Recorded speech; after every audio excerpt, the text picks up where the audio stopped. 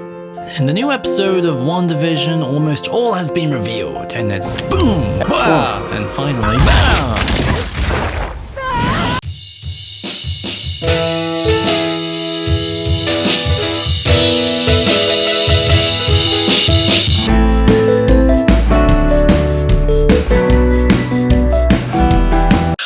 Before I properly begin, obviously, it's important for me to contextualize the episode's position within the wider story. Episode 4 is approximately the start of Act 2, which conventionally, if we're going by the Joseph Campbell model, what a twist, is all about introducing the hero into a new world of trials that must be fought in order for them to grow, change, and confront whatever or whoever has power over their lives. As he specifically argued, the ordeal is a deepening of the problem of the first threshold, and question is still in balance. Can the ego put itself to death? Right now you are trespassing here.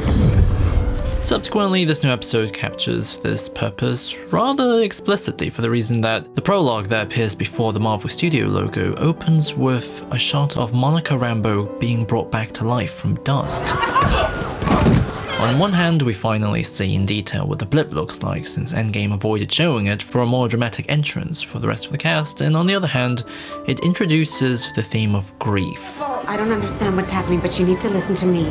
Maria died 3 years ago. You could say it brings forth the theme of trauma. Let's get the show on the road.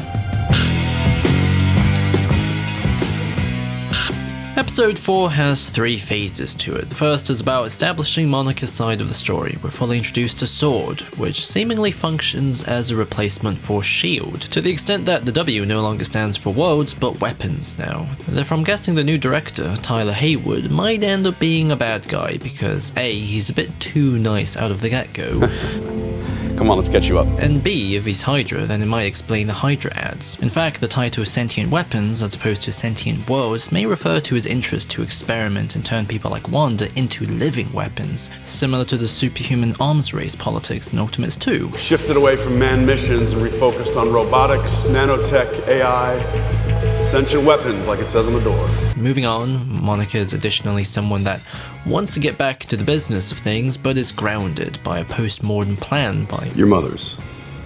She implemented guidelines in the event vanished personnel ever returned. which might be thematically designed to parallel with Wanda's journey. They're both victims of the snap, but unlike her, Monica is held back so she can grieve and come to terms with a clearer mind. Furthermore, this entire chunk of the episode anchors a real sense of existential uncertainty. How are the numbers for the astronaut training program? Dismal. Lost half my personnel on the blip, and half of those remaining have lost their nerve. As a result, Wanda isn't special in her pain. She's a member of the same social confusion. It just so happens that she's got crazy powers. Additionally, Act 2 introduces Agent Wu, who shows up with a magic trick, which many actually got to hang out with Scott after Ant-Man 2, so that's pretty dope. I see. There's a giant energy field covering the town of Westview, and 2 things are immediately explained. Monica sends in a remote control mini helicopter, which clarifies why there was a collared helicopter in episode 2. Like a retro version of a sword drone? Bingo. And Monica also gets pulled in by accident, which explains Geraldine's origins. What do you mean she has no home? She came here because we're all... She came here because we're all what? The third act of the episode is focused on the theme of communication. It brings in Darcy, who's more millennial than ever. I feel like I'm back in bloody university. Maybe I could get that coffee now? And she figures out how to view what's going on with an old CMBR TV. Subsequently, Darcy's role seems to be a bit of a fun thematic play because she was a representative of Earth in the Thor movies, and the fundamental themes of those films were based around someone who is deeply hubris and nostalgic, but are brought down to Earth by, actually literally, I didn't realize there was a pun there, brought down to Earth by experiencing and appreciating the mundane, which indicates a similar transformation may occur with Wanda, or I'm thinking maybe a little bit too deeply about this. Additionally, the Beehive hazmat suit guy is also called Agent Franklin. Agent Franklin! Could this be Franklin Richards? Okay, no, it's probably not. S.W.O.R.D. begins to document everyone. The Westview town had 3,892 people in it, therefore the stakes are way bigger than we thought. The Hearts turned out to be the Davises, and everyone were real people, not figments of Wanda's illusion. Stop it! Stop it! Stop it!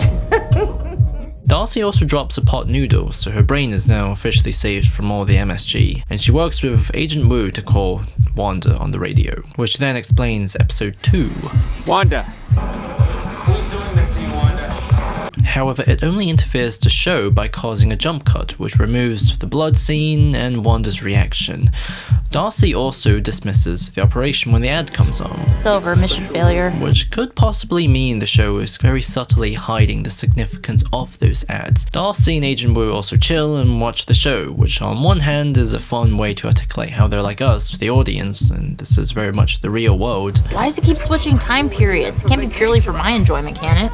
But it could also be designed to remind us that they're television characters too, and are oblivious to the fact that they're subjects to the same casual viewership and commentary. Therefore, it's not very likely, but it may hint that the reality that they are in right now may not be the real one either. We've been told the radiation is within a safe limit. It is, for now. The final step of the episode retreads the ending of episode 3. Wanda did in fact throw Monica out of the house, however she is immediately horrified of her own actions.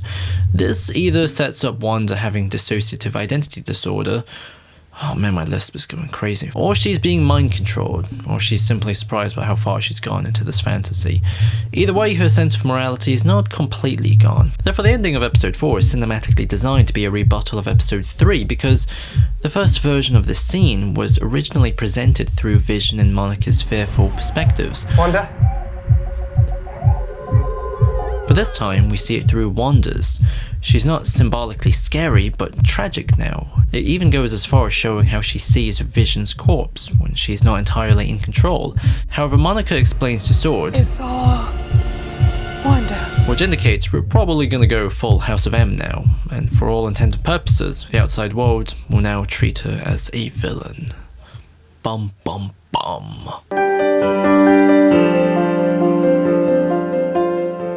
This episode very carefully lays out a dramatic conflict between Wanda and Sword, where Wanda is the problem from their point of view. However, because the early episodes were presented mostly with Wanda's perspective, she's also equally valid as the protagonist here. Therefore, functionally, the Sword can also be interpreted as the problem.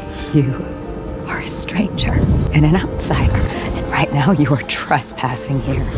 As a result, a trajectory has been clearly set out, where Act 3, presumably around episode 6 or 7, the story will have to galvanize these competing perspectives by having Wanda and Sword fully come into contact. My guess is that Monica will investigate what happened to Wanda before and eventually discover Tyler Hayward and Hydra is behind everything. There's no reason to suspect the perimeter doesn't extend subterraneously. There's no reason to suspect it does. We don't know. What do you know? My equipment registered an extremely high level of CMBR. That's... Relic radiation dating back to the Big Bang. It's a working theory.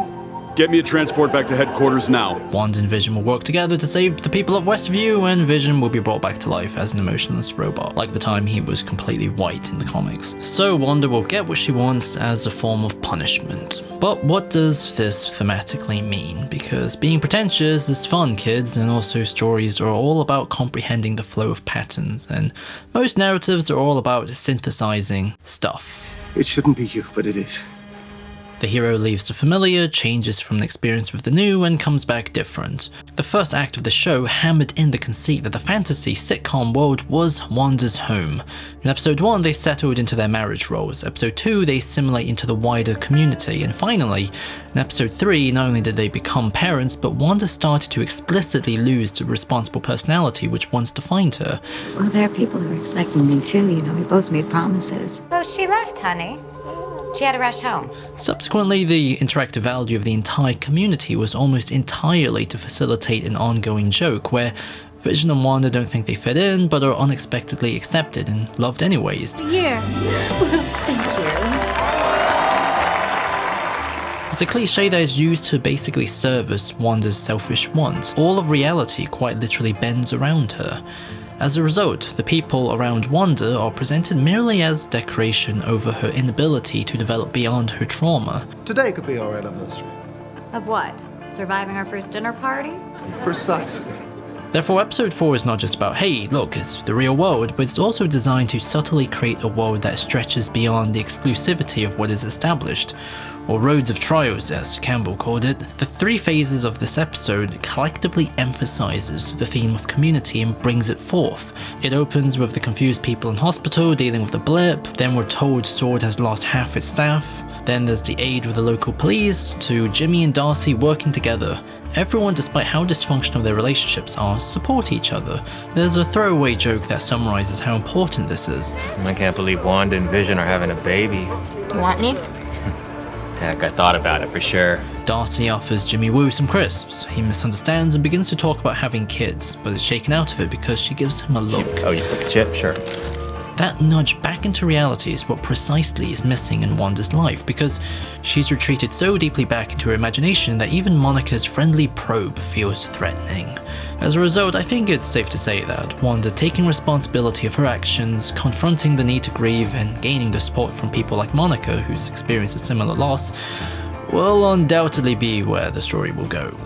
We will see the synthesis of individual trauma and collective trauma.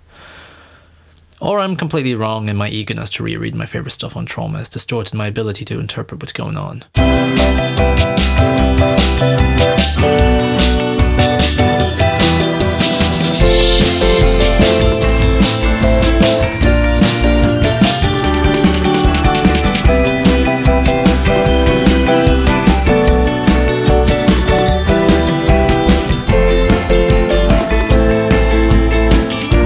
A little Jimmy Woo.